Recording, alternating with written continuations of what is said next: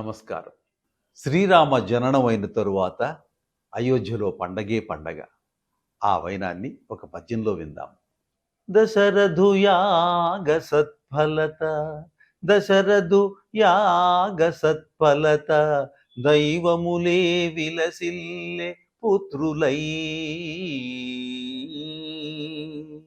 యశనిధి రాముడు, యశనిధి రాముడు, భరతుడు ఆర్యశత్రుఘ్నుడు, లక్ష్మణాఖ్యుగా దశ దిశ దశ దిశ భూచరాచరము తప్తమయ్యన్.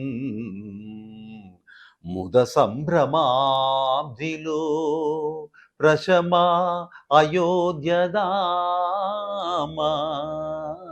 జనరంజిత జానకి రామ మృక్యదా మృక్యదా.